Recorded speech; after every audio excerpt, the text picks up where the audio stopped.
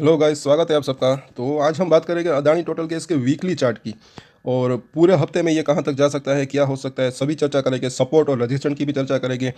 इस हफ्ते अगर देखें तो पूरा का पूरा अगर देखें तो ये कंसोलिडेशन मोड में रहा। और मैंने पिछले हफ्तों में बताया भी था कि कंसोलिडेशन हो सकता है। कंसोलिडेशन के साथ साथ थोड़ा थोड़ा कर ये इसके अंदर गिरावट रही। तो कहीं ना कहीं लॉन्ग टर्म के लिए अगर देखें तो ये एक हेल्दी भी रह सकता है, क्योंकि अगर ये कंसोलिडेशन होता है तो इसका मतलब होता है कि जिनको बेचना होता है वो बेच कर निकल जाते हैं, फिर नए बायर्स आते हैं।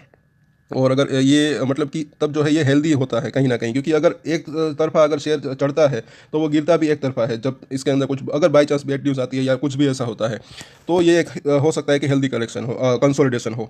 अब इसके अंदर देखें तो उससे भी पहले मैं आपको बता दूं कि आज 4 से 5 स्टॉक जो है, कुछ शॉर्ट टर्म ब्रेकआउट शेयर है, वो भी मैं शेयर करूंगा। तो वो वीडियोस आप ज़रूर देखें। संडे का दिन है, छुट्टी का दिन है, शाम को वो वीडियो आएगी या फिर दोपहर को या शाम को। तकरीबन तकरीबन 4 से 5 वीडियो हो गए तो उसमें आप एक अच्छी खासी अपॉर्चुनिटी को तलाश कर सकते हैं।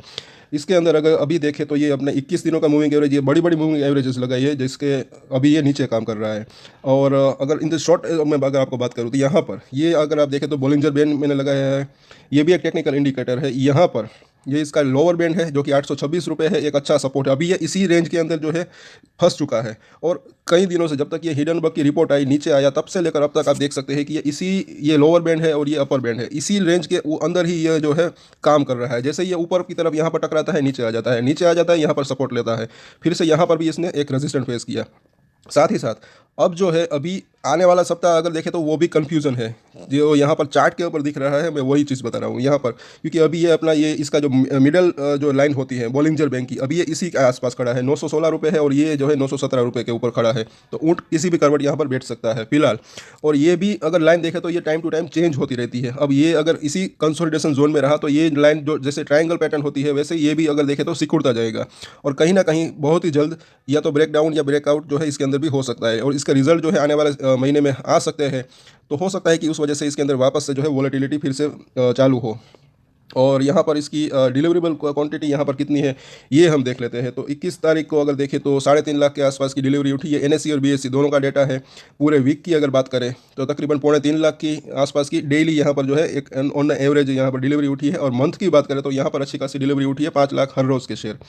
और यहाँ पर अगर देखें तो ये कुछ मूविंग एवरेजेस है। प्राइस के अंदर अगर देखें तो थोड़ा सा वीकनेस देखने को मिला है, क्योंकि आप जितनी भी ये मूविंग एवरेजेस है उनके नीचे प्राइस अभी जो है ये ट्रेड कर रहा है, चाहे शॉर्ट टर्म मूविंग एवरेज हो या लॉन्ग टर्म मूविंग एवरेज हो। मतलब कि 5 डेज, 9 डेज या ये 10 डेज यहाँ पर लिखा है, ये एक्चुअली 9 डेज के आसपास की ही मूविंग एवरेज आप इसको समझ सकते हैं।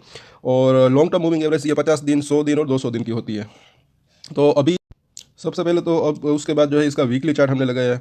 तो सभी जो ये मूविंग एवरेजेस है वो तो दूर है काफ़ी, लेकिन यहाँ पर मैंने ये इसलिए बताया है कि कुछ आपको सीखने को मिले कि ये 2021 में यहाँ पर इसने एक लो बनाया था जो कि 800 के करीब था। इसी वजह से जो है यहाँ पर इसने एक ये 800 के करीब करीब सपोर्ट लेता है।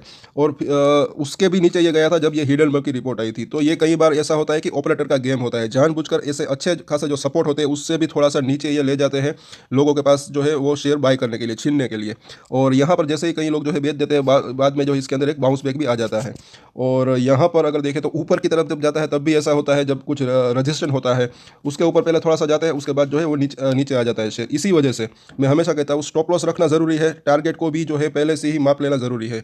और यहाँ पर अब इसका वीकली चार्ट थोड़ा सा मैंने जूम किया हुआ है, क्योंकि यहाँ पर मैं आपको कुछ और चीज़ दिखाना चाहता हूँ। ये जो कल भी मैंने बताया था कि एक हैमर पैटर्न बनी थी, हैमर कैंडल स्टिक पैटर्न, ये वीकली चार्ट के ऊपर पिछले सप्ताह। तो ये जो है बेरिश कैंडल होती है, तो थोड़ा सा चिंता का विषय था मेरे लिए। लेकिन एक चीज़ है कि ये पी कहीं ना कहीं न्यूट्रल है, क्योंकि यहाँ पर वॉल्यूम अगर देखें तो ये पिछले सप्ताह के मुकाबले कम है। जब इसके अंदर एक तेज़ी आ रही थी तब जो है अब तब का वॉल्यूम देखिए, और ये जो 3 वीक की जो कैंडल बनी है उनका वॉल्यूम देखिए एक्चुअली। और ये तीनों के तीनों जो कैंडल बनी है, ये मैं वो बोल रहा था कि ये जो है बेरिश कैंडल ही बनी है। आप देख सकते हैं ये हैंगिंग मैन है और ये है हैमर, और ये भी अगर देखें तो कहीं ना कहीं हैमर या शूटिंग स्टार जैसी कैंडल है, ये वीकली चार्ट के ऊपर है।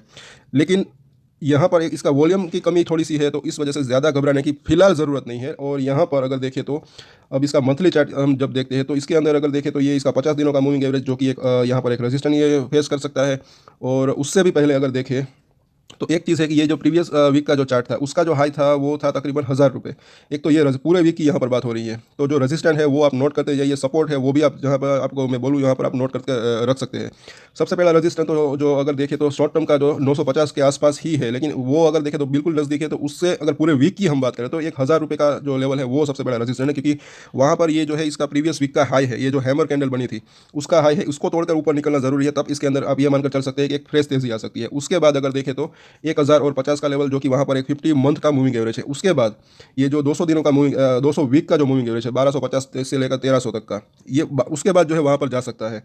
और ये जैसे कि इसके अंदर बताया मंथली चार्ट के अंदर 50 मंथ का मूविंग एवरेज हमने देख लिया है। यहाँ पर एक चीज़ और है, ये 1 आवर चार्ट है, और ये मैंने इसलिए लगाया कि इसके अंदर जो है जो पैटर्न है वो आपको देखने को मिले कि यहाँ पर एक इसके अंदर अपर सर्किट पर अपर सर्किट लग रहा था।